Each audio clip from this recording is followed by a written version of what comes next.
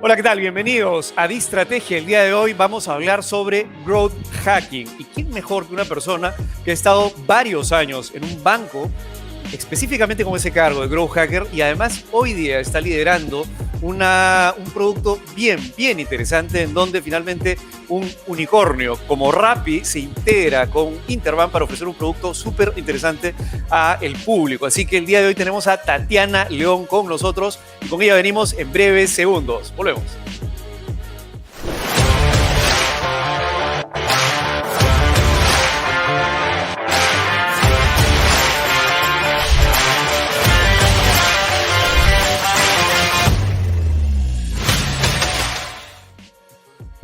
Bienvenida, Tatiana, ¿cómo estás? Muy bien, muy bien. Muy feliz de estar acá con ustedes. Tatiana León es Product Owner de Rappibank en Rappi. Bueno, en realidad hace poquito, creo que tienes semanas en el puesto. 3 mesecitos Pocas semanas, ya. 3 mesecitos. Y Tatiana, bueno, te hemos invitado, Tatiana, porque primero queríamos explicarle a nuestra audiencia con casos reales específicos qué es growth hacking y qué mejor de la mano de una growth hacker. Y una growth hacker que me gustaría que hagas un pequeño recorrido de tu historial, porque tú partes en un banco, hoy día estás, digamos, como parte de un unicornio, pero en alianza con el mismo banco donde has trabajado, y eso al parecer te va o ya te está dando, me imagino, un picture mucho más genérico del que tenías probablemente en el banco. Entonces, me gustaría para empezar escuchar un poquito quién es Tatiana, cómo comenzaste y cómo has llegado a ser quien eres hoy día. Yo estudié administración en la Universidad del Pacífico y de hecho creo que una de las razones por las que estudié esta carrera es porque me gustaba entender el total del negocio. Tenía y tengo facilidad con los números, entonces cuando salí de la universidad comencé a trabajar en temas más como financieros y en esa línea entro a Interbank, creo que por el año 2015, 2014 más o menos, y entro a ver algo que no es nada digital, que era la parte de la banca inmobiliaria en Interbank. Y ahí yo tenía un rol de ejecutivo comercial que es bastante tradicional, ¿no? Tú te encargas de tener una cartera de clientes, aprobar pedidos, aprobar líneas de crédito, hacerle seguimiento y demás. Y en ese rol, ya más o menos para el segundo año, que es 2017, aprox, da la coincidencia de que Interbank entra a toda esta onda de transformación digital y aparece un nuevo puesto, que es el puesto de Growth Hacker. No teníamos, creo, en ese momento tanto expertise en lo que era o lo que hacía un Growth, entonces trataron de hacer la selección muy basado en el perfil de la persona. Entonces creo que para ese momento yo tenía ciertas habilidades que me ayudaban mucho a ubicarme como este potencial growth hacker en Interbank. Era una persona bastante analítica, era una persona bastante enfocada a objetivos, tenía y tengo facilidad para coordinar con muchas personas. Entonces, es en esa línea de, bueno, creo que este perfil puede calzar y este es un nuevo puesto que estamos definiendo recién como organización. Pongámosla a probar. Y yo entré como Growth Hacker en 2017 cuando si tú buscas Growth Hacker en Google, de hecho, no encontrabas cursos en Perú. Encontrabas un curso que se dictaba en España, que era presencial, tenías que irte a Barcelona y pagar tu buena cantidad de euros. Y encontrabas, lo más cercano que encontrabas para educarte eran blogs, y en ese momento creo que habían 3 libros de Growth. Eso es hace menos de 4 años. Ellis, creo que era la Biblia, ¿no? Sí, el de Sean, que es el tradicional, que es como Growth Hacking 101, estaba Hooked ya en ese momento, que no es Growth per se, pero te habla un poquito de los loops, entonces eso. Y tenías como los blogs, semi-videoblogs, más blogs escritos del mismo Sean o de Brian Balfour, que en ese momento ya era VP de Growth Hacking de HubSpot, que es como una super herramienta para ese tema de growth. Y tenías que ir leyéndolos a ellos y tenías que intentar como aprender, implementar y encontrar una forma en la que diferenciabas lo que hacías del marketing digital, que en ese momento estaba en auge, ¿no? En ese momento y ahorita también creo era súper importante las personas que manejan las campañas y que tienen toda este view de tu marca a nivel digital. Entonces fue una etapa muy interesante, definitivamente. Cuando nada es seguro, todo es posible, ¿no? Entonces me dejaron experimentar mucho en una organización que era... Justamente de eso se trata el growth hacking. Tal cual. Experimentar. Es full experimentación. O sea, es growth, que es un concepto bastante sencillo ahorita de contar, en ese momento era un tanto gaseoso todavía, porque lo tenías como esta cosa que hizo crecer a todos los startups importantes en Silicon Valley, como esa estrategia que maneja Spotify, Dropbox y que manejan todos los grandes, Facebook, que fue la primera empresa que tuvo como su división de growth per se. Pero ellos lo hacen, sabemos que lo hacen, tenemos ciertas ideas de cómo lo hacen, pero no está así súper claro definido para nosotros. O más allá de eso, si está bien definido, no está tan claro cómo implementarlo en mi empresa, porque mi empresa en ese momento Interbank, ¿no? Es súper grande, viene de ser un banco legacy, como se conocen acá, sí. y es muy diferente a la estructura o al ritmo con el que aparece un Facebook, con el que aparece un Spotify y demás. Es como lo llevo a la cancha. Y me dieron mucha libertad para probar cosas, me dieron mucha capacidad de empoderarme en el camino, y creo que tuve un gran soporte de todos los equipos que estuvieron involucrados en ese momento. Entonces ¿Cuál fue el objetivo increíble que te dieron cuando te contrataron y te dijeron, ok, necesitamos una grow hacker? ¿Cuál era tu objetivo? ¿Qué objetivo te pusieron? En ese momento, septiembre de 2017, Interbank acaba de sacar su primer flujo de apertura de cuentas digitales. Su primera cuenta, que era la cuenta simple, tenías por primera vez la opción de abrirlo 100% digital. Entonces tú estás hablando de un banco que tiene una capacidad de abrir cuentas muy interesante, porque tiene una gran cantidad de sedes. O sea, creo que como todos los bancos en general, bueno, los bancos tradicionales tienen una buena cantidad de sedes, en una creo de cada 4 cuadras. Claro. Entonces tienes una gran capacidad de apertura de cuentas o de captación de fondos en este concepto muy tradicional de alguien va a ir a cobrar un cheque o alguien va a ir a preguntar per se por una cuenta. Entonces en ese momento la persona que está en la tienda física va a decir, esta es una potencial cuenta, abramos la cuenta, pongo tus ahorros, comienzas a ahorrar. Y cuando se abre el canal digital, tienes un enfoque completamente distinto, porque primero es 100% autoatendido por la persona, no era una venta tan contextual, porque no era que alguien venía con sus ahorros a cobrar un cheque, sino que tú tenías que ofrecerle a la persona la idea de comienza a ahorrar por primera vez, abre tu cuenta con nosotros. Y era un concepto bastante nuevo que requería que la gente haga cosas que no hacía antes, como filmar un video para poder validar su identidad. Entonces me dan a mí esta nueva propuesta, este nuevo canal, y me dicen, tienes que hacer que este canal venda más que la red de tiendas. O sea, tú coordinando con todas las personas... ¿Qué tal objetivo? Fue muy interesante, definitivamente muy interesante. Sobre todo porque yo creo que las personas que trabajan en agilidad me van a entender mucho esto. Cuando una empresa cambia metodologías ágiles, todo el mundo quiere que todo se produzca más rápido, porque ágil es rápido en la cabeza. Entonces, ese es el mito, ¿no? Ágil significa producir software súper rápido. Entonces, en este tema había otro mito muy grande que era, no, pues vamos a vender por digital, porque por digital todo es súper barato y súper rápido. Entonces, todo nos va a costar más barato, vamos a poder vender por 10 y vamos con todo a este tema digital.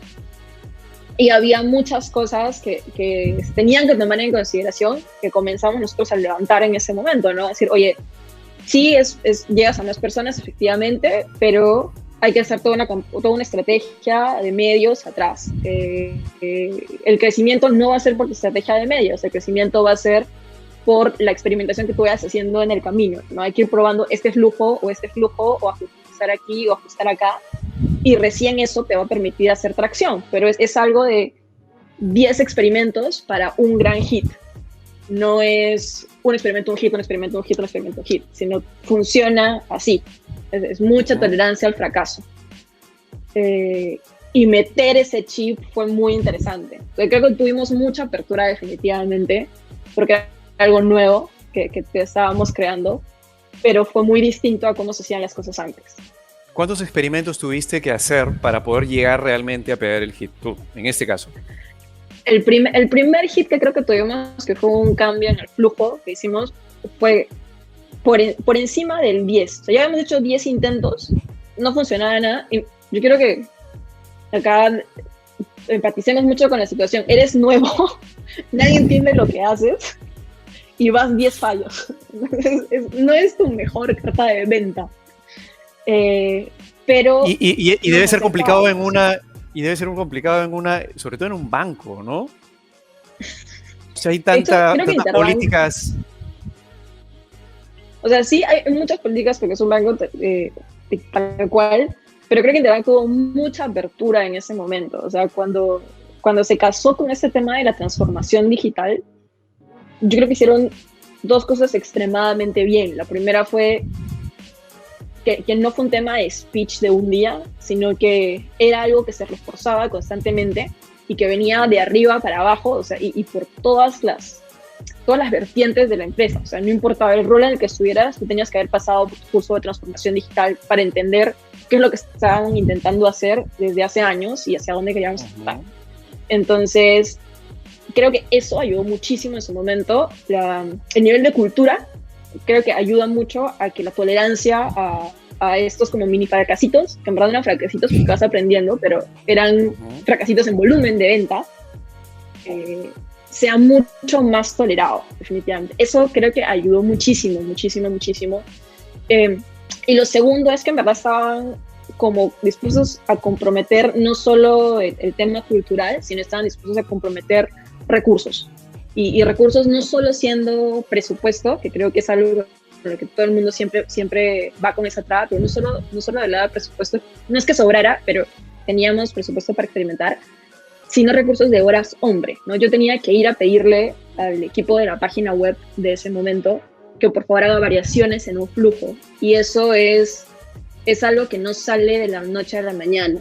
O sea, a nivel MVP, experimentación, puedes validar un par de cositas con encuestas, con respuestas de clientes, pero cuando ya quieres sacar una solución, requieres de horas hombre. Y hacer tu experimento significa, por ejemplo, no sacar una nueva pestaña en la página web para vender un nuevo tipo de tarjeta de crédito. Entonces, sí son sacrificios importantes que tienes que ir tomando en el camino y tienes que comprometerte. Y había esta disposición para comprometer a todos los equipos en ese momento. Eso ayudó porque mucho. Por otro lado, imagino no todos los equipos están preparados para poder hacer un delivery tan rápido de los cambios que tú necesitas para experimentar, porque si vas a hacer una modificación, por ejemplo, no sé, en parte del flujo, y eso implica hacer una modificación al sistema de legacy, que a la vez implica modificar la base de datos o una vinculación a una tabla, que te puede mover todo, entonces, digamos, tus sistemas tienen que estar preparados para poder ser suficientemente flexibles para que alguien pueda experimentar. Y normalmente un banco con sistemas, digamos, legacy no es tan, me imagino que no es tan fácil, ¿no? No, en verdad, cuando haces growth, hay una parte importante que es hacer tu backlog de ideas. Entonces tú eliges un problema y propones, sea de tu equipo directo o sea del equipo alrededor, tienen que proponer todas las soluciones que se les pueda ocurrir. Entonces, yo creo que en ese backlog había ideas muy, muy buenas, pero que no las pudimos llevar a cabo porque la implementación era muy compleja. Entonces, generalmente en Growth, después de que armas tu backlog de ideas, tienes que calificarlas para ver algo bien sencillo entre impacto y esfuerzo, ¿no? Entonces, habían ideas muy buenas en 2017 que requerían mucho esfuerzo para implementar. De hecho, fue increíble porque como quedaron en backlog, se implementaron justo el año pasado para temas del bono. Entonces, pero porque teníamos ya 3 años después tecnología distinta, ¿no? Y hay ideas que seguro se han quedado ahí que van a mantenerse por un tiempo. Por ejemplo, una cosa que yo me moría por hacer es que la persona pueda elegir el tipo de producto que quiere. O sea, no sé, ¿por qué tenemos que ofrecerte ABC si tú podrías elegir los features que quieres y con eso te doy una cuenta customizada a lo que tú quieras? Como armar tu pizza con tus propios tal cual. Toppings. Tal cual. Tal cual eso. Pero era muy complicada a nivel sistemas.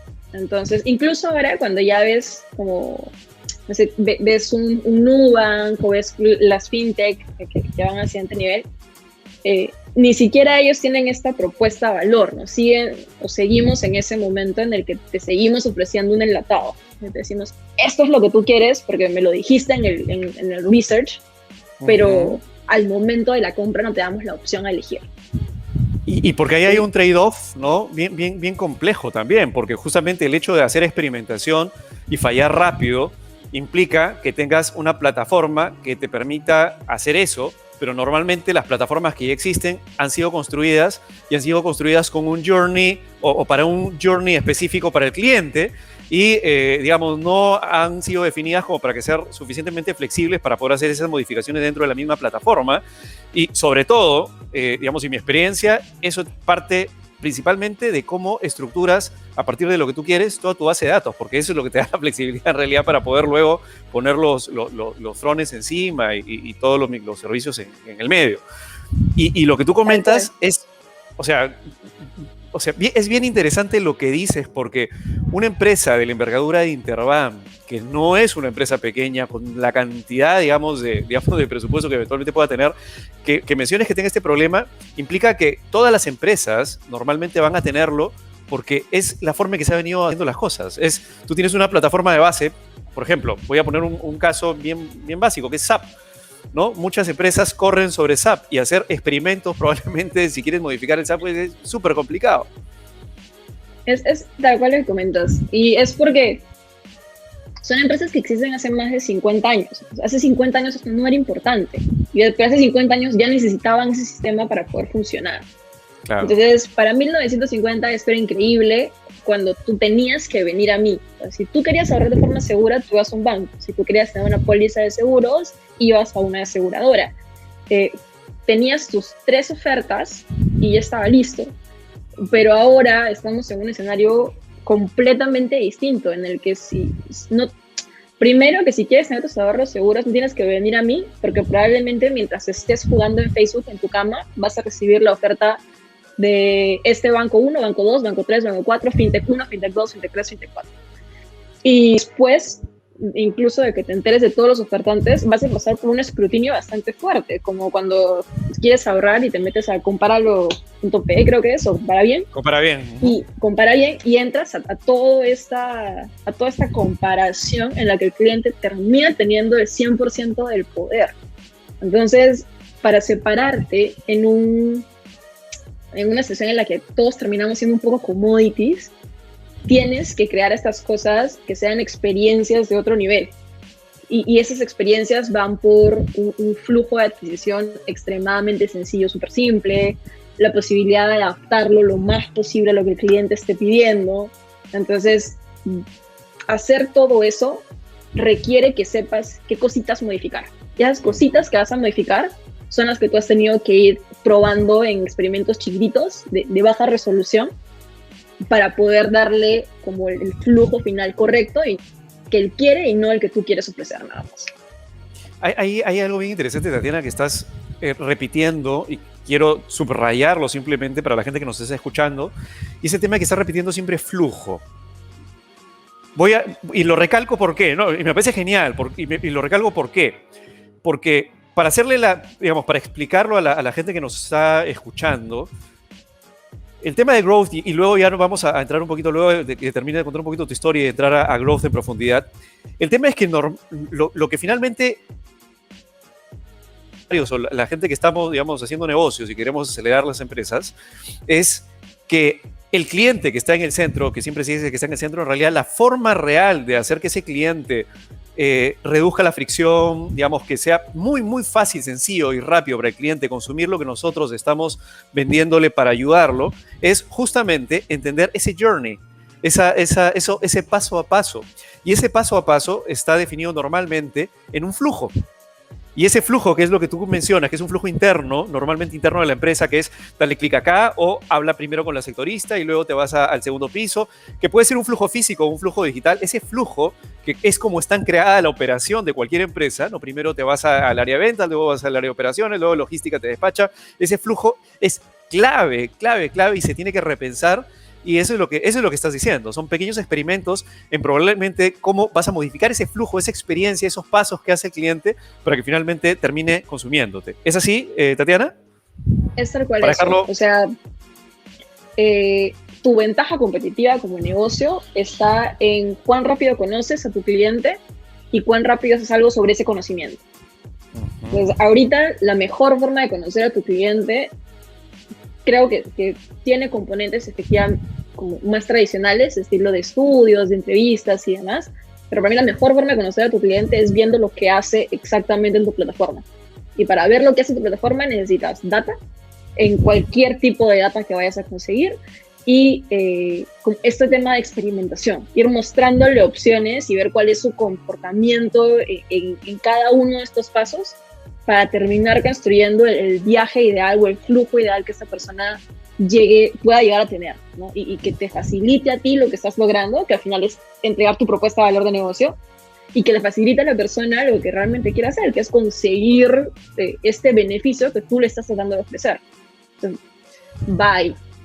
La gran experiencia que has tenido, y me parece genial, digamos que eres de las primeras Growth Hacker, por lo menos acá en el país, y en un banco, que es toda una tarea, o sea, te felicito, ha debido ser todo un tema, es que voy a recalcar otra cosa para ver si nos puedes profundizar esto.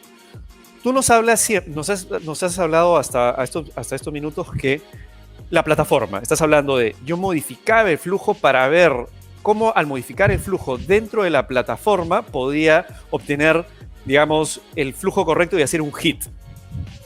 Por ejemplo, aumentar la cantidad, el ratio, digamos, de conversión cuando alguien entra, ¿no? Para poder que la máxima cantidad de gente convierta y adquiera, por ejemplo, una cuenta, etc. Pero si miramos a las empresas un poquito más desde arriba, porque Interbank es un caso atípico probablemente, las empresas estarán preguntándose, pero ¿y qué plataforma tengo yo que pueda optimizar? ¿No? Porque... Bueno, está perfecto, sí. Perdón. Cuando ya hablo de plataforma, particularmente en el ejemplo, sí me refiero a la página web, pero cuando tú haces growth en cualquier negocio, lo que quieres hacer es optimizar el flujo por el que una persona vive la propuesta de valor de tu negocio. Y me llevo esta palabra, propuesta de valor de tu negocio, porque no es cuando cierras una venta. El cierre de la venta probablemente está al centro, pero tienes que llevar al cliente a que entienda por qué compró tu producto. Entonces, en el caso de un banco es más allá de cuando tú abres una cuenta, sino es cuando usas esta cuenta por primera vez, probablemente desde tu casa, para que no hayas tenido que entrar a ninguna interacción física. Ahí tuviste la propuesta de valor del banco. Si tú eres, por ejemplo, una persona que tiene como negocio, no sé, carpintería, y tienes tu tienda en la que haces muebles distintos, el momento en el que la persona vive la propuesta de valor de tu negocio es después de que adquirió su bien, cuando lo tiene instalado en casa y por primera vez le ha dado un uso. No sé, si vendiste una mesa de sala, por ejemplo, cuando pone el adorno encima. Entonces, la parte importante o tu chamba en tu trabajo, en la parte de growth, es cómo hago que desde que la persona se entera de que yo existo hasta que pone el adorno a la mesa en su sala, puedo acortar los pasos y volverlo lo más suaves posibles. Entonces yo voy a tener que pensar no en la página web en la que voy a vender mis mesas o mis cosas de madera, sino en otras cosas que puedo ir mejorando. Por ejemplo, si alguien viene a la tienda, porque solo vendo en físico en este momento, puedo experimentar con el discurso de mi cliente, de mi vendedor. Si no experimento con el discurso de mi vendedor, puedo experimentar, por ejemplo, con los modelos de postventa. De repente a alguno le pido un dato y después de pedirle un dato, o sea, su número telefónico, me refiero a un correo electrónico, tengo un distinto discurso de comunicación posterior. O sea, a algunos les puedo escribir después, a otros no les escribo, a otros les envío artículos, a otros les envío ofertas, a otros les envío nuevas tendencias de decoración de casa. Y hago esta propuesta incluso perfilando a mis clientes. Los que creo que a ojo de buen cubero tienen menos de 30, les envío propuestas de casas jóvenes. A los que tienen más de 30, les envío propuestas un poco más tradicionales. A los que son mayores, les envío propuestas que sean de mejor acceso más que de diseño. Entonces tú vas probando cualquier cosa que pueda hacer que este viaje entre que la persona te conoce y la persona efectivamente vive tu propuesta de valor sea más corto y con menos fricción. Porque al final, cualquier experiencia con tu negocio es cuán atractiva es tu propuesta de valor menos la fricción que tenga que vivir la persona para poder obtenerla. Y cuando hablamos de fricción, estamos hablando de la dificultad que puede tener, por ejemplo, para poder recibir esa propuesta, como por ejemplo, te demoraste un mes en cotizarle porque dentro no tienes el aparato logístico como para que pueda haber definido los precios de importación, o porque de repente esa persona tenía que físicamente acercarse a un local y solamente tiene 2 locales, ¿no? Y me gustaría añadir 2 cosas, a ver, dentro de lo que estás explicando, Tatiana, a ver qué te parece. La primera es que de repente tú puedes incorporar growth no solamente hasta el consumo, sino si quieres ser un poco más agresivo, hasta, digamos, de alguna manera, y volviendo al tema de HubSpot que hablabas al principio, aplicando el flywheel, tratando de que ese cliente potencial, o ese usuario, ese consumidor, ¿no?, te recomiende digamos, y más bien que hagas un círculo donde no existe esa fricción, ¿no? Entonces, tratando de ajustar las tuercas para que, además de consumirte, siga todavía el viaje para que te pueda recomendar y él sea uno de los gatilladores de la nueva adquisición que puedas tener, ¿no? Sí, y me imagino que eso es súper importante. Y el otro tema y la segunda cosa que me gustaría aportar, digamos, es el hecho de que la ventaja que tienen las plataformas digitales, a diferencia de las plataformas físicas o el mundo físico, como el caso del carpintero, es que si ese carpintero llevara todo a digital, la capacidad que tuviera para experimentar y el costo sería mucho mejor, más eficiente, más bajo y probablemente podrías experimentar cosas que físicamente no lo podrías hacer, ¿no? Quieres saber si los clientes de, no sé, puedes poner tus servicios en los clientes del norte del país y bueno, te costaría un montón de plata armar, digamos, una carpintería en Tumbes, pero hacerlo en digital sería mucho más rápido y lo podríamos experimentar más rápido, ¿no? O tan solo poner un panel en Tumbes es mucho más caro en publicidad de vía pública. Exacto. Creo que el único beneficio extra que yo le agregaría a lo que tú has dicho, que me parece que está justo en el lugar correcto, es que digital te da una cantidad de data alucinante. Sí. Entonces, no solo te va a permitir llegar muy lejos, sino que te permite saber todo. O sea, yo siempre uso este ejemplo. Si tú eres dueño de una bodega, por ejemplo, y eres muy organizado en mantener tu información siempre al día, de repente de tu stock, de tus clientes y demás, vas a tener muy buena data, pero de las personas que te compraron. El gran beneficio en digital es que tú puedes tener data de las personas que te compraron y también puedes ver lo que pasó con las personas que no te compraron. Entonces, si tú vendes en digital, hagamos el mismo ejemplo, tienes una bodega en digital, algo bien sencillo que solo vende productos, vas a poder saber quién no te compró, en qué paso se quedó esta persona y qué fue lo que pasó. De repente, no sé, puso 15 artículos en su carrito y de los 15, cuando fue a pagar, 14 estaban fuera de stock. Entonces, automáticamente la persona dijo, chao, me voy. Entonces, te das cuenta que tienes un problema de cuánto stock está teniendo los productos y volteas con el área logística a comenzar a trabajar mejor reposicionamiento de bienes. Entonces, la data que te bota es espectacular y tú puedes hacer cosas tan como sofisticadas como modelos y ver quién compra, quién no compra, por qué no compran y hacer pruebas con eso, como puedes hacer cosas muy sencillas que suman muchísimo, estilo, hay una página web que se llama Hotjar que te da una cosita que se llama un SDK que tú lo pones en tu página web y eso te permite filmar la interacción de tus clientes o puedes hacer mapas de calor. Entonces puedes darte cuenta en tiempo real de si alguien está haciendo clic a algo que no es un botón, que debería tal vez ser un botón, porque tú no lo volviste, pero los clientes orgánicamente piensan eso. O puedes darte cuenta de si, por ejemplo, tu formulario es muy largo y ves que las personas completan hasta el paso 2 y se aburren y se van. Entonces, ese tema de la data que te da digital es incomparable versus físico. De hecho, el tema de digital implica que el activo tangible en el mundo digital es la data. Ese es el activo tangible en el mundo digital. Y cuando hablamos de digital, en realidad estamos hablando finalmente de eso, de data, porque las transacciones, las interacciones, cualquier plataforma, todo al final termina siendo, digamos, data en una base de datos que se custodia cada vez que entras, cada vez que haces un clic, todo eso es información finalmente, ¿no? Entonces, si puedes manejar esa información y explotarla, eso es parte de lo que hace justamente el Growth Hacker, explotar y analizar la data. Y esa capacidad analítica que nos contabas al principio es algo que suma muchísimo para que puedas entender y no desperdiciar esa data. Porque puedes tener la data, pero si no la sabes analizar, es como estar sentado, digamos, en un banco de oro y no haces, no lo explotas. Creo que al principio justo yo les comentaba que tenía 3 cosas en mi perfil que creo que fue lo que me hizo saltar al tema de growth, que era tenía facilidad para analizar números, que era enfocada a resultados y que tenía la capacidad de coordinar. Y efectivamente, en el día a día eso fue lo que me ayudó, porque la capacidad de coordinar es lo que te permite llevar los experimentos a cabo. La capacidad de analizar data es lo que te permite saber al fin y al cabo si tu experimento funcionó o no y por qué funcionó o no. O sea, si no tuviste el hitazo de venta en ese caso, lo más importante que tienes que sacar es el aprendizaje. Entonces, no solo puedes quedarte con el no, sino tienes que descubrir el por qué no. Y lo tercero, quiere ser enfocado a resultados, es porque esto sí es bien driven, es bien dirigido por resultados. Entonces, no resultados de sí o sí vendí 180% más este mes, sino de, pucha, subí la venta y además de subir la venta, aprendí todo esto. O sea que estos no son las rutas, entonces te lo dejo en un repositorio para que de acá a 5 años, cuando yo no esté acá, alguien no cometa los mismos errores que yo.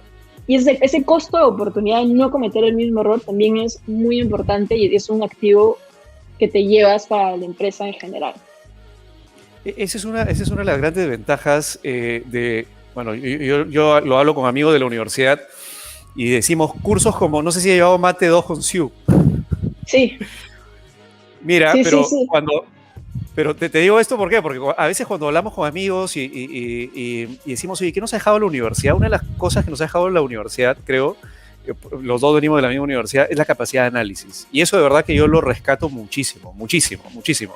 Porque tú a veces dices, oye, pero ¿por qué no me aprendo la fórmula nada más? Pero te enseñan a preguntarte por qué y a tratar de derivar la fórmula y a ver cómo sale la fórmula, no solamente que te la aprendas, ¿no? Entonces, digamos, un paréntesis, pero creo que es bien importante que en general, digamos, tengamos un espíritu bastante analítico, porque ese espíritu analítico es el que hace la diferencia, sobre todo hoy día que la economía digital es data y la tienes que analizar. Sí, completamente de acuerdo contigo. Creo que el skill como duro, por ejemplo, el saber queryar en este momento, con queryar me refiero a consultar bases de datos a través de ciertos lineamientos, ¿no? Ese tipo de cosas tú las puedes aprender de alguna forma, ¿no? O sea, yo salí de la universidad sabiendo, creo, un buen nivel de Excel, no tenía ni idea de cómo consultar bases de datos, lo aprendí haciendo mis cursos de Udemy, por ejemplo. Pero la capacidad de hacer la pregunta correcta, eso es algo que no necesariamente aprendes en un curso, sino es algo que tienes que ir empujando, ¿no? El LQD o lo que queda demostrado. Exactamente. Siempre te lo enseñaban. Es algo que tienes que seguir practicando y termina siendo recontra útil en el día a día. Sí, totalmente de acuerdo, totalmente de acuerdo. Y eso creo que es algo, digamos, que ayuda mucho en el caso de los growth hackers, porque ese es el espíritu al final, es un espíritu de experimentación y de ir aprendiendo. Te corté la historia, porque la historia está bien interesante, Tatiana. Tú estás entonces en Interbank. Estás en Interbank y estás luchando con otras áreas para poder hacer tus experimentos y que la gente de la web te haga los cambios. ¿Qué pasa ahí? Porque hasta ahí eras, 2017, 2018, eras growth hacker en ese nuevo puesto. ¿Qué viene luego? Luego, estoy como poco más de 2 años como growth y había algo que a mí no me molestaba, pero me generaba mucha curiosidad y era el rol de quien implementaba estos cambios. Yo levantaba la mano y decía, esto puede cambiar, esto es, probemos esto, y al final quien terminaba implementándolo era el product owner, ¿no? Él tenía el canal o él tenía el core, en ese caso, cuando tenías que hacer algún cambio. Y a mi parecer en ese momento, a los product owners, creo que hacían un muy buen trabajo, pero les faltaba un poquito de visión negocio. Como trataban de crear los flujos perfectos, eso me parecía espectacular en la mayoría de casos. Pero cuando tú tienes un negocio, es importante que no solo crees el flujo perfecto, sino que crees el flujo bueno, de repente no el perfecto, pero sí el bueno para poder comenzar a tener resultados del negocio. Eso es lo que al final es lo que estás buscando. Entonces, con un poquito de esta intriga de me gusta lo que hacen, pero siento que les falta esto, es que yo doy el salto y paso a ser product owner en Interbank. Y de hecho creo que este rol fueron 6 meses más o menos, de ahí por mucho de lo que sucedía en ese momento. Interbank se reestructura y me dan el chance de ser lead product owner, o sea, no solo mantener mi equipo, sino liderar un par de equipos más y ya ver toda la parte de postventa y salud financiera de los clientes, que era algo que a mí me gusta mucho, que es cuidar la experiencia del cliente. Entonces, estoy un año viendo esto, me gusta mucho. Interbank es un excelente lugar para trabajar, siempre lo diré. Y entro en con una duda más personal, y creo que eso es 100% transparente. Venía ya 5 años trabajando en un banco, me parecía espectacular, y querías definir si eso es lo que yo quería seguir haciendo por el resto de mi vida. Entonces dije, pues me gusta mucho la empresa grande, es espectacular, ya sé cómo funciona, pero hay más cosas en el mundo. Yo antes de trabajar en Interbank había trabajado 2 años en ONGs, poco más de 2 años. Ya conocía cómo era el tercer sector, sabía cómo era la parte ahora grande de empresa, y el mundo que no conocía y que me parecía súper interesante era el mundo de las startups. Había escuchado que es muy diferente, que el ritmo es otro, que los requerimientos son otros. Entonces, ok, es momento de que pruebe una startup y después de esto ya decida qué es lo que quiero hacer. Una cosa importante para mí, creo que también por el perfil de Growth, era tomar decisiones basadas en experiencia. Entonces, no me quería casar con una empresa grande. Dije, voy a probar una startup. Y en esa línea es que aparece RappiBank, ¿no? De hecho, estaba buscando startups, y RappiBank, justo en diciembre del año pasado, que es más o menos donde yo ya defino trabajar con ellos, estaba comenzando la preparación para el despliegue que ya fue este año, ¿no? Para abrir cuentas, abrir tarjetas de crédito, salir con una campaña súper grande, que es la que hemos tenido hasta ahorita, hace un poco más de un par de semanas, que estaba hasta en tele. Entonces necesitaba reforzar líneas, necesitaba comenzar a cubrir nuevas cosas, y nos conocemos. Dani, que es mi jefa, me entrevista, encontramos el rol correcto y decido dejar un poquito de lo que había visto en ese momento, que era Interbank, y entrar a RappiBank. El RappiBank se maneja como se maneja Rappi. O sea, es un startup. Es el ritmo y la velocidad que yo nunca antes había visto. ¿Así? Y es brutalmente rápido. Es realmente acelerado. Y han sido 3 meses de aprendizaje espectacular. O sea, siempre veía en LinkedIn posts de personas que trabajaban en Rappi que salían diciendo, hoy termino mi MBA porque dejo Rappi, y bla, bla, amor. Y como que lo ves y lo entiendes, pero realmente no siempre ese cuestionamiento, ¿será real? ¿Será irreal? ¿Qué estará pasando? Pero después de esos 3 meses te puedo decir que es completamente real. Es un ritmo espectacular, aprendes muchísimo, y ahora ya estoy en todo este tema de experimentar lo que es un startup y de aportar todo lo que puedo aportar con lo que he venido aprendiendo los últimos años. ¿Cuáles son las principales diferencias que puedes observar entre una startup y una corporativa? Creo que la velocidad es incomparable. O sea, cuando tú eres una empresa grande, creo que tienes un gran rol en proteger tu imagen, y a veces para proteger tu imagen, ciertos cambios tienen que pasar por varios equipos y tienes que conseguir una buena cantidad de aprobaciones. Y está bien, estás protegiendo una marca de más de 50 años y se entiende. Las nuevas empresas, al ser nuevas y al conocerse que son nuevas, tienen el objetivo se les permite de fallar.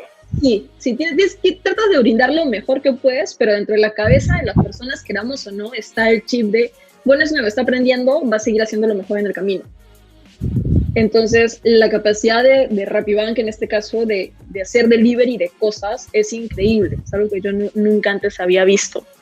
Encuentran un problema el lunes, lo solucionan el martes, lo pasan a Merch para poder sacarlo el miércoles, y el jueves puede estar ya en las manos del cliente.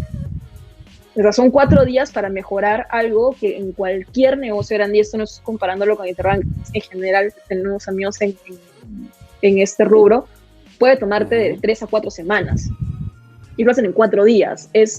La velocidad es espectacular. Pero, digamos, tienen una gran ventaja, que la plataforma está preparada para poder soportar cambios rápidos también. Eso, es eso. O sea, porque nació sabiendo que iba a cambiar. Exactamente, y eso es clave. O sea, te lo digo porque detrás de lo que tú comentas, la arquitectura de lo que hay en un banco versus la arquitectura de lo que hay en una startup normalmente es el sol y el día y la noche, ¿no? Porque está pensado así. No todas las startups empiezan así, pero eso es clave. Y probablemente, digamos, Rappi se demoró para armar esa arquitectura inicial no poco tiempo, ¿no? Pero una vez que ya la tiene armada, tiene esa gran ventaja frente a cualquier otro, que tiene esa arquitectura que le permite hacer despliegues súper rápidos y hacer estos merge en 2 días y listo, ¿no? Pero por otro lado, también me imagino el hecho que tienes detrás de... como tú bien dices, normalmente los corporates hay más stoppers, ¿no? Y en las startups, digamos, hay alguien que normalmente toma una decisión y todo fluye súper rápido, ¿no? Me imagino que es así porque todo el mundo se pone de acuerdo y es mucho más horizontal, no hay mucha fricción dentro de las decisiones internas, dentro de la estructura organizacional. Sí, y además creo que en el caso puntual de RappiBank tenemos el gran beneficio de que, o sea, Rappi ya ha desarrollado otras salas antes de llegar a RappiBank. Comenzó con el tema del delivery, luego hizo todo lo que son, no sé, todo lo que son como compras en general de cosas de tu casa, luego desarrolló todo su marketplace, entonces ha tenido distintas salas de desarrollo, entonces hay cosas con las que ya viene, o sea, de repente no lo aprendió cuando hizo el delivery de restaurantes, pero de repente para la tercera sí lo aprendió, entonces ya sabe que tiene que venir con un tipo de software que mida data en tiempo real, que te permita consultar servicios o que te permita ver lo que está haciendo el cliente en ese momento. Entonces, eso ya es un dado para el momento en el que se crea RappiBank, que claro, es distinto a cómo funciona cualquier empresa anterior, en la que tú tienes que ir y decirle, oye, necesitamos un software que nos permita medir lo que hace el cliente en tiempo real. Y te dicen, ¿pero para qué? Porque antes no era importante, ¿no? Antes se atendía en mi local. O sea, no es importante saber lo que se hace después o durante. Ese conocimiento gana. Igual me gustaría recalcarlo porque ahora muchas empresas se preguntan ¿para qué invertir, por ejemplo, en tecnología? Porque, bueno, al final necesitas data, que es el insumo básico para poder tomar decisiones, hacer analytics y poder definir qué es lo que está pasando y qué es lo que debes y qué es lo que no debes hacer y experimentar. Pero un paso más allá es justamente lo que tú mencionas. Y es, claro, una vez que tienes esa plataforma, el hecho de poner puntos de medición en la plataforma para que tengas, es como una segunda derivada, ¿no? Es como que tienes la primera data, la data base que viene, digamos, de las tablas base de contactos, transacciones, etcétera, pero tienes una segunda derivada que es los logs, que es la data de la interacción sobre tu propia plataforma. Entonces, lo que tú mencionas, y solamente para la gente que digamos, hay que ponérselo más en fácil, es como, imaginemos ahora que le haces un segundo clic no solamente a la data que se genera de la transacción normal del journey del cliente, sino a lo que tu sistema captura de esa data. Tal cual. Y entiendo que eso es lo que tú ves como en este startup, dices, oye, esto es fabuloso porque cualquier cosa que despliegue ya viene con un motor que pase lo que pase o despliegue lo que yo despliegue, me va a dar toda la data de las interacciones que hay dentro de la propia plataforma que genera data. ¿Es así, Tatiana?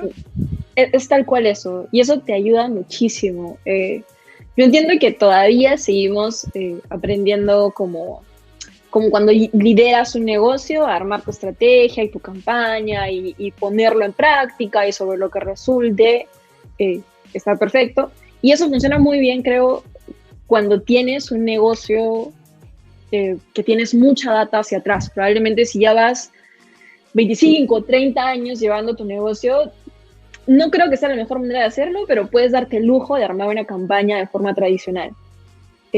Si estás saliendo recién, o si estás poniendo un negocio, o si ya te has dado cuenta de que ese modelo no funciona para ti, la forma en la que hagas las cosas tiene que cambiar. Y esa forma implica darle un rol súper importante a la data, esa forma implica tener la flexibilidad como para hacer estos experimentos constantemente, porque estos experimentos y esta data al final va a ser lo que te diga, pucha, eso es lo que prefiere mi cliente. No me lo dijo en las encuestas, pero esto es lo que prefiere. Entonces, como eso es lo que prefiere, yo voy a cambiar rápidamente para ofrecerle este tipo de interacción, este tipo de servicio, este producto, este postventa, lo que sea. Y así voy a ganar principalidad con él. Y así me va a separar de toda mi competencia.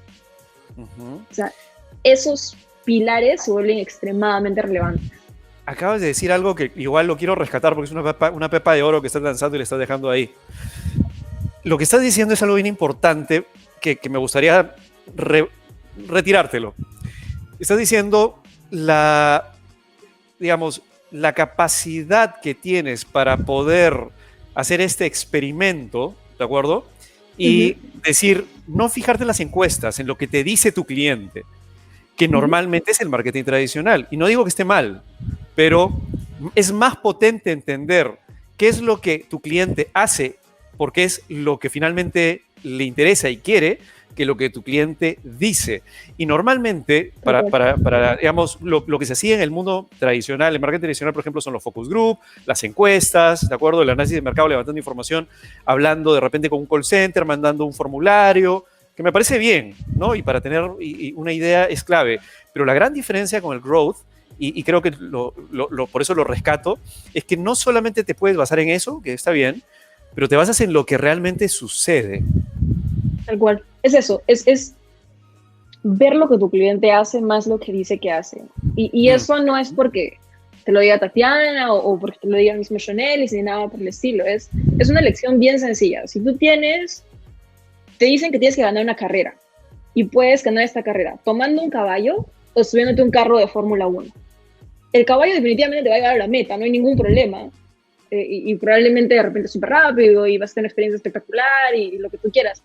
Pero el carro de Fórmula 1 te va a ganar en 3 segundos porque su motor puede acelerar a 100 muy, muy rápido. Entonces, el marketing tradicional creo que ayuda mucho en ciertos aspectos y definitivamente si eres una corporación vas a seguir haciendo campañas de branding y eso es súper interesante y súper importante porque tienes otros elementos en los cuales te vas a fijar. Pero si es un negocio que está arrancando, es un negocio medio o eres una empresa grande que va a desarrollar un nuevo producto, no tienes el lujo, no puedes darte el lujo de gastar un montón de dinero y un montón de tiempo en algo que tal vez funcione. Cuando tienes literalmente al costado una estrategia que sabes que sí va a funcionar. Entonces, ¿para qué jugártela si tienes una forma segura de decirte en baja calidad esto no, esto sí? Y cuando descubres el sí, puedes ampliarlo muchísimo más. Entonces, ¿para qué jugarte algo si tienes una respuesta segura a tu disposición? Dicho eso, me gustaría entonces hacerte la pregunta directa. ¿Qué cosa es growth? Ya, growth es, primero, growth no es marketing digital. Eso quiero que sea el primer statement porque los mezclan mucho. Growth no es marketing digital. Marketing digital es uno de los canales que probablemente como growth vas a usar, pero no son lo mismo, ¿sí? Growth es una metodología de experimentación.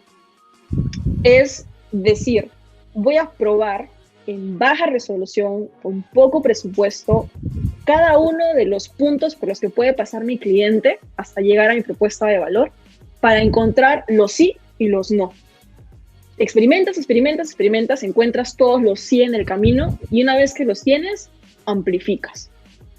Pero no es meter un montón de presupuesto, no es usar Facebook, no es usar Instagram. De hecho, una de las primeras cosas que le digo a las empresas cuando me pidan asesoría es, ¿estás en Facebook? Sí. ¿Vendes 100% digital? No, entonces no te sirve.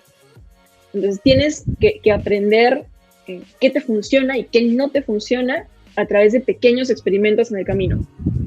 Pruebas, si estamos hablando de Facebook, por ejemplo, pruebas copies. Si estamos hablando de un nuevo negocio, pruebas canales de venta. De repente tú vendes por Facebook, de repente no, de repente tu canal de venta es WhatsApp. De hecho, hay un volumen de ventas por WhatsApp que ha despegado en esta pandemia. Pruebas. El ratio de apertura de WhatsApp es el más elevado frente a email, frente a... Es espectacular. DM de LinkedIn. Sí. Entonces, growth es eso. Growth es experimentar paso por paso todos los lugares por los que va a vivir tu cliente hasta llegar a tu propuesta de valor. Cuando encuentres tu ruta ideal, la amplificas. Y así como probaste todo el camino hasta que tu cliente encuentre tu propuesta de valor, luego pruebas lo que sigue. ¿Cómo que esa persona que ya disfrutó del producto me recomiende a alguien? y pruebas estrategias de recomendación. Y luego pruebas estrategias de recompra. O sea, vas a ir probando todo el viaje que lleva tu cliente a través de lo que se conoce como el funnel de conversión. Es simplemente una representación gráfica de cada uno de los pasos que tradicionalmente vive un cliente. Desde que se entera de ti, te deja un contacto, compra tu producto, te recompra, paga, te recomienda. O sea, growth es experimentación científica, lo que te enseñaron en tercera de secundaria o segunda de secundaria en tu curso de ciencia, tecnología y ambiente, pero en los negocios. Tal cual hipótesis, lanza las hipótesis. Análisis de data y el regreso. O lo escalas o lo cambias. Y una y otra vez. Por eso te decía que la tolerancia al fracaso es tan importante. Sí. ¿Y cuál es la diferencia entre growth hacking y growth marketing? Ahora sí. Yo diría que es más textual. O sea, generalmente growth marketing, ¿cómo digo? Si nos pegamos a la letra, growth marketing se refiere a las partes iniciales del funnel. O sea, cuando haces experimentación en cómo traer a un cliente. Growth hacking, en teoría, es un poco más amplio porque no es solo cómo traes al cliente, sino es cómo lo retienes, o sea, luego eres un fan de tu marca, cómo haces que te recomiende, cómo haces que te recompre, llega un poquito más abajo del funnel. Pero son diferenciaciones como bien de teoría, bien pegadas a la letra. En Perú, particularmente, cuando buscan roles de growth hacker, tratan de encontrar en verdad growth marketing. O sea, buscan a alguien que te optimice esta parte de adquisición. Por eso es que muchas personas que antes eran como analistas o ejecutivos de cuenta, ahora han pasado a ser growth a nivel título. Pero todavía, a diferencia de otros países, no estamos viendo la parte de abajo del funnel, no estamos tan pegados a la retención, a la recompra, a la recomendación. Y es porque básicamente el marketing digital en realidad es el que lidera en la mente de la gente, ¿no? O sea, el hecho de que se hable mucho de marketing digital, que se hable mucho del tema de las plataformas, de las conversiones en las plataformas, del CPP, etcétera, hace que el growth marketing sea el que resalte porque estamos hablando principalmente de la etapa de adquisición y ahí se fijan mucho, pero esto va mucho más allá porque finalmente lo que tú tienes que hacer es entender todo el journey del cliente de principio a fin, porque al final eso es lo que te interesa. Sí, y eso no es porque lo diga yo ni nada por el estilo, sino creo que es una consecuencia de que a nivel negocios hemos perdido en algunos lugares la brújula. Entonces, hay un libro que a mí me gusta mucho que se llama One Metric That Matters, o la métrica que importa, o miel que importa, creo que se llama en español, si no me acuerdo. Y a veces, por ejemplo, ese tema de growth marketing es tan importante porque vemos que tenemos muchas ventas o porque vemos que nuestro costo de adquisición ha bajado o porque vemos que tenemos un click-through rate súper alto, pero es porque no estamos analizando o no hacemos la asociación entre lo que esto significa y la línea final de tu negocio tiene. O sea, si esto sube, automáticamente tú deberías voltear y ver que tu utilidad neta del ejercicio está subiendo. Si no está subiendo, estás midiendo las cosas que no corresponden. Porque de repente estás trayendo muchos clientes, pero te cuestan caro, te compran una vez, te dejan una utilidad chiquitita y no vuelven nunca más.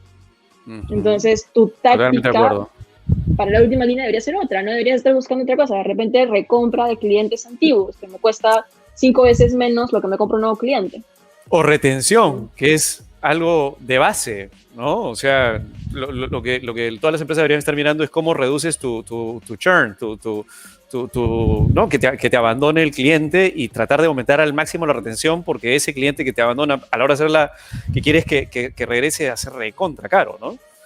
Tal cual. Hay un estudio de Harvard que lo pueden buscar en verdad, es súper accesible, que explica cuantitativamente por qué traer un cliente 5 veces más caro que retener un cliente actual. Con eso en línea, uno pensaría que la parte más importante del growth es experimentar en el segundo bloque. Sin embargo, todavía nos falta afinar un poquito, creo, esta conexión entre lo que te cuesta traer nuevos clientes en la parte de tu funnel alto y lo que te está dejando en la última línea de utilidad. Si tú puedes hacer esa conexión, creo que muchas de tus estrategias se vuelven mucho más eficientes. Y además más vendibles a la interna, si es que tienes un corporate mirando siempre el estado de ganancias y pérdidas, el P&L. Sí, Porque sí, finalmente, o sea, definitivamente. en el caso del tema de los corporate o de las empresas que ya son tradicionales, el problema es poder hacer que los directorios o los gerentes o la junta de accionistas digan go. Y para eso, de alguna Ujú. manera, tienes que conectar el growth con justamente los estados financieros para ver de qué manera está repercutiendo eso directamente en la última línea, ¿no? Ajá, definitivamente. Tatiana, dos cosas antes de terminar la entrevista, ya nos vamos casi por la hora, no te Ujú, quiero quitar mucho tiempo, dos cosas puntuales. En el caso de tu trabajo actual, ujú. Rappi es un unicornio y de alguna manera se ha hablado mucho de fintech o banca y hay toda una explosión de cosas que están pasando de la banca tradicional para de alguna manera ir migrando, transformarse digitalmente y volviéndose o adquiriendo fintechs o teniendo spin-offs y haciendo sus propias fintechs, etcétera. Pero vienen, digamos, empresas como Rappivan, los unicornios o probablemente después las Big Tech, Google, Facebook, etcétera, volviéndose bancos porque van a incorporar la funcionalidad dentro de sus propias plataformas, que finalmente dentro de las plataformas, mientras tengas la atención de la gente, es ponerle un feature más y la fricción va a ser prácticamente cero. Entonces cualquiera, Google, de tu Gmail, si le das un clic, puedes pedir un préstamo mañana, desde Facebook le das o WhatsApp le das un clic también y vas a poder pedir un préstamo o abrir una cuenta. Y eso es lo que estamos viendo que está pasando con Rappi. Dicho eso, ¿qué es lo que, y no sé si es que eso se puede o no se puede comentar, pero ¿cuál es la estrategia detrás? Creo que te puedo dar un par de ideas generales que sí son importantes. La primera es, tú lo has dicho, lo que los negocios van a pelear en adelante es el espacio en la pantalla del celular. O sea, la batalla que antes se tenía en los anuncios en la calle y en la vía pública, ahora se pelea en la pantalla del cliente.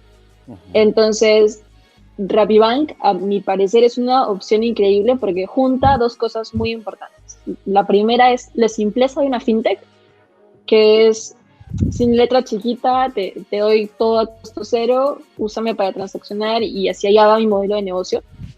Y junta la accesibilidad de una app que ya tienen más de 3 millones de peruanos. Entonces, creo que eso es un hit de otro nivel. O sea, tú no tienes que pelear descargas con el banco. Tú tienes un parque muchísimo más grande del que van a tener la mayoría y lo que haces es colocar un servicio transparente dentro de ese app. Entonces, creo que eso es primer gran hit. Segundo hit lo saco de una entrevista, de hecho, que le hicieron al CEO de Nubank en su momento y le decían, oye, si pudieras cambiar algo de lo que has hecho hasta ahorita en Nubank, que ha crecido de forma brutal en Brasil, ¿qué cambiarías? Y él contaba que una de las cosas que hicieron es no trabajar con gente de banco para quitarse las taras de ese aspecto y que lo que él haría ahora es traer gente de banco al principio, porque hay mucho know-how que no tienes de arranque que te puede servir. Entonces, creo que el segundo gran hit de RappiBank fue asociarse con Interbank, porque hay tantas cosas que solo las sabes cuando estás en un banco, que de hecho te acortan la curva de aprendizaje en esta nueva alianza de forma brutal. Entonces, ese creo que es un gran hit.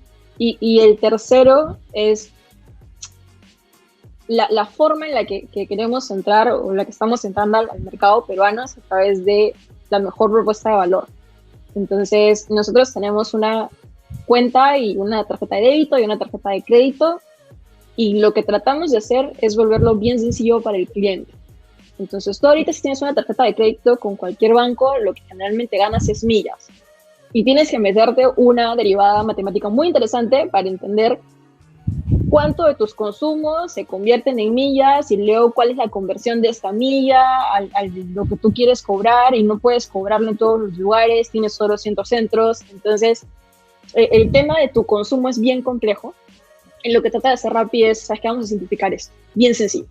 Tú consumes, yo te doy cashback, que significa que te devuelvo una parte de tu consumo. Y eso tú lo puedes convertir en plata, lo puedes convertir en créditos, lo puedes convertir en lo que sea.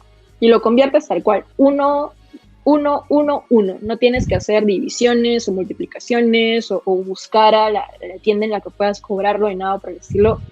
Eso es bien sencillo, es muy transparente de cara a los usuarios y creo que hacia ahí apuntamos, ¿no? Hacia una estrategia bastante transparente, bastante simple, que tenga un excelente servicio por atrás y que pueda seguir construyendo en estas capacities bien rápidas, de nuevas cosas muy rápidas hacia los clientes. ¿El negocio finalmente termina siendo una fintech o simplemente Rappi es un canal? Porque eso por lo menos de fuera no me queda tan claro a mí. Y por eso te lo pregunto. Porque una cosa es quien ofrece el producto y asume el riesgo, ¿de acuerdo? Y es el que se queda con el cliente. Y simplemente hay un canal que recibe una comisión, puede ser recurrente o no recurrente. Y otra cosa es que hay un riesgo compartido. Digamos, ¿cómo es el modelo ahí? ¿Cómo han hecho el modelo? Textualmente, RappiBank es un venture. Es un venture entre Interbank y entre Rappi. Pero el cliente, la información y todo lo que trabajamos es de Rappi. O sea, está con la cara y con el riesgo de Rappi. Y Interbank participa, creo que dándole la solidez que necesita la alianza y también muchos temas regulatorios. Perú particularmente es un país que tiene mucha regulación para banca. Entonces, todos los temas regulatorios, pero la cara, la atención al cliente, el desarrollo de productos, todo eso está en la cancha de Rappi. O sea, definitivamente, creo que no tienen todavía préstamos, ¿no? Directos a través del app. Pero en algún momento lo van a tener, me imagino. O sea, o sea, depende de lo la lógica te diría. Creo que va por ahí. Es que es. Sino que me queda. Me han cambiado el chip. Entonces yo vengo mucho de, bueno, tienes tarjetas, entonces luego tienes que tener tarjeta de crédito, luego tienes que tener préstamo, luego tienes que tener hipotecario, luego tienes que tener vehicular, y ya tienes todo tu pool de cosas que el cliente necesita. Sí. Y acá me han cambiado mucho el chip. Entonces ahora tenemos tarjeta de crédito. ¿Qué vamos a hacer después? No sé, hay que ver aquí a las personas. Pero si quieren un crédito, de repente no quieren un crédito, de repente quieren una tarjeta de crédito con mucha línea que te permita comprar cosas, o de repente quieren algo nuevo. Entonces hay que ver qué creamos en el camino. De acuerdo. Bueno, yo sé que también hay información que no se puede revelar, me imagino, pero me hago la siguiente pregunta, ¿no?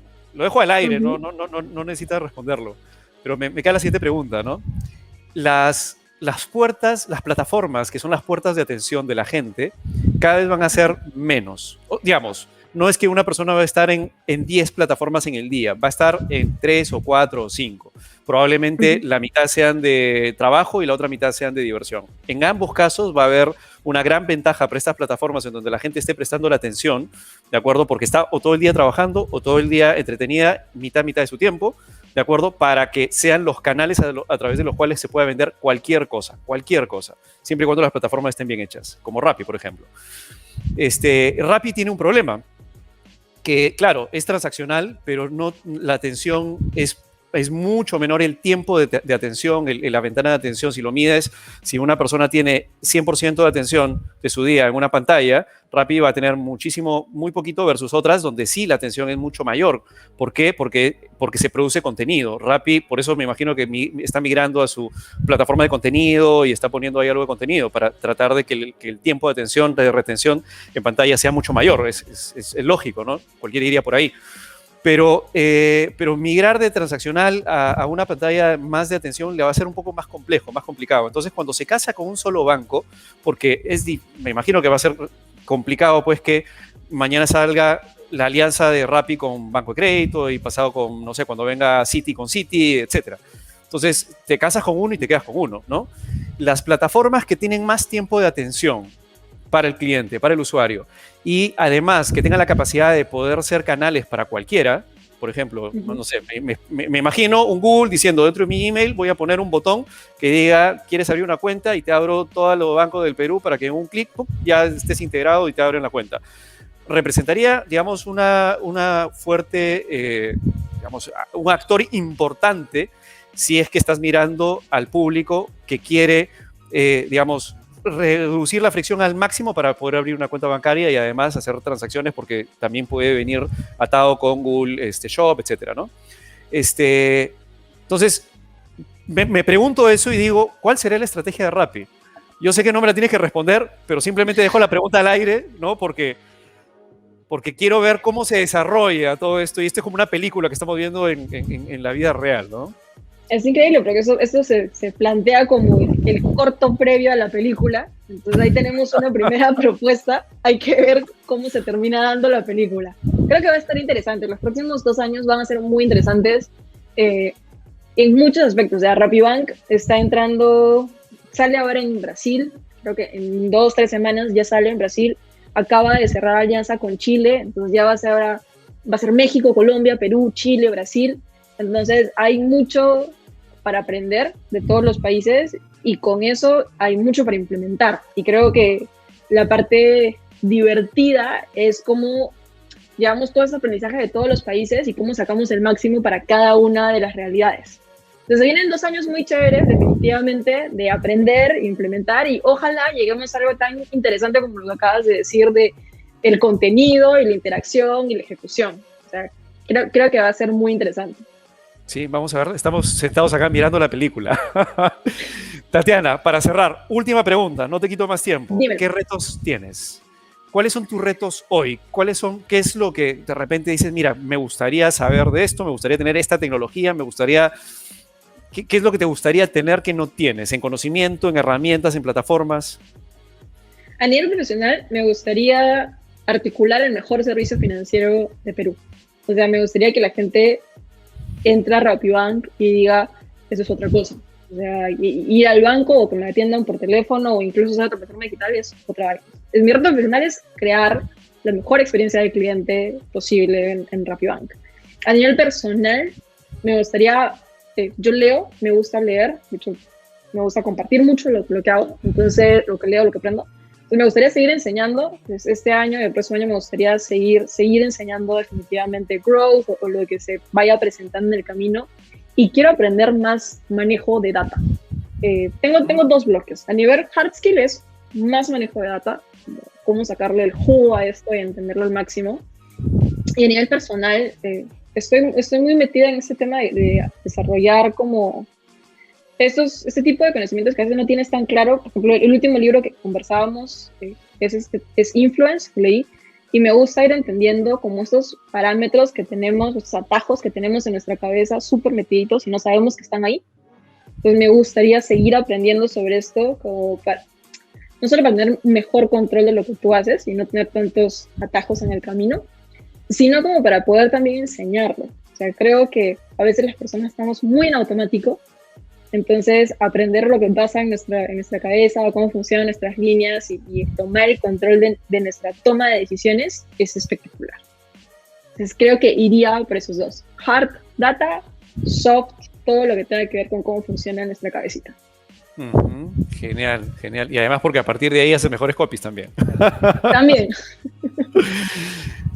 Tatiana, de verdad ha sido un gustazo la primera vez que te entrevisto, la primera vez que te conozco, pero de verdad súper, súper chévere. Te felicito, espero que sigas logrando los éxitos que te has planteado en RappiBank. Espero seguir escuchándolo, saber cómo viene, cómo se desarrolla la película. La película. Y nada, muchísimas gracias, Tatiana. Esperemos poder molestarte en otra ocasión para seguir hablando sobre el tema de growth. Muchas gracias, Tatiana. Muchas gracias, cuídense. Tatiana León, Product Owner de RappiBank en Rappi Perú. Así que esperemos que les hayan quedado varias pepas interesantes, varias cosas que podrían estar tomando para aplicar dentro de sus empresas.